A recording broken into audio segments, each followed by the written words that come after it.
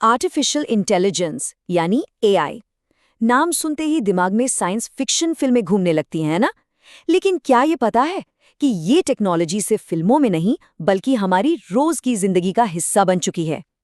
तो चलिए आज इसी एआई की दुनिया को आसान भाषा में समझते हैं।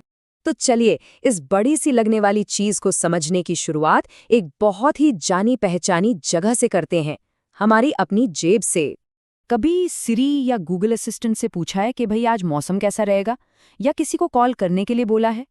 अगर जवाब हाँ है तो बधाई हो, आप पहले से ही एआई इस्तेमाल कर रहे हैं। जी हाँ, बिल्कुल। हमारे फोन में जो ये असिस्टेंट्स बैठे हैं ना, ये एआई के सबसे आम उदाहरण हैं। तो ये अब कोई दूर की कौड़ी नहीं रही, बल्कि एक ऐसा टूल बन गया है जो हमारी रोज की जिंदगी का हिस्सा है। तो जब हम इसे रोज इस्तेमाल कर ही रहे हैं तो ये समझना तो बनता है कि आखिर ये एआई है क्या भला। बहुत सिंपल शब्दों में कहें तो एआई का मकसद है मशीनों को इंसानी दिमाग देना, ताकि वो हमारी तरह सोच सकें, सीख सकें। जैसे हम तजुर्बे से सीखते हैं, एआई डेटा से सीखता है। ये असल में इंसानी सोच की नकल करने की एक कोशिश है। अब ये तस्वीर देखिए, ये एआई के काम करने के तरीके का एक बढ़िया विजुअल है। जैसे हमारा दिमाग है ना, वो अलग अलग जानकारी को जोड़ता है और फिर किसी नतीजे पर पहुंचता है। ठीक वैसे ही एआई सिस्टम भी ढेर सारे डेटा को प्रोसेस करता है और प्रॉब्लम सॉल्व करता है।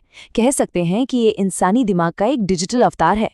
तो अब जब हमने बाहर से देख लिया, तो क्यों ना इस एआई ब्रेन के थोड़ा अंदर झांक कर देखते हैं कि इसके अंदर आखिर चलता क्या है।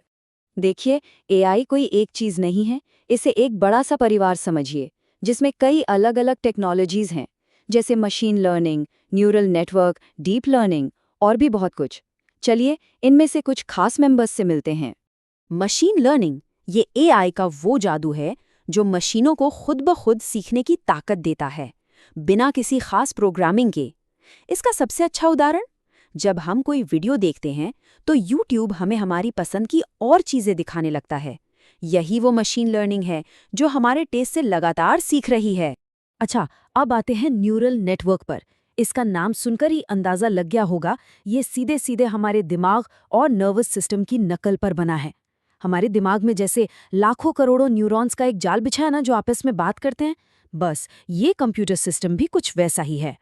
इसे ऐसे सोचिए कि ये एल्गोरिदम का एक नेटवर्क है जिन्हें न्यूरॉन्स कहते हैं। ये एक दूसरे को डेटा पास करते रहते हैं, बिल्कुल एक रिले रेस की तरह। एक न्यूरॉन कुछ सीखता है, फिर वो जानकारी अगले को देता है, और ऐसे ही पूरी टीम मिलकर कोई मुश्किल काम सीख जाती है, जैसे किसी तस्वीर में बिल्ली को पहचानना। और फिर आता है डीप लर्निंग। ये समझ लीजिए कि मशीन लर्निंग का ही एक सुपर पावर्ड वर्जन है। ये कंप्यूटर को उदाहरण दे देकर सिखाता है।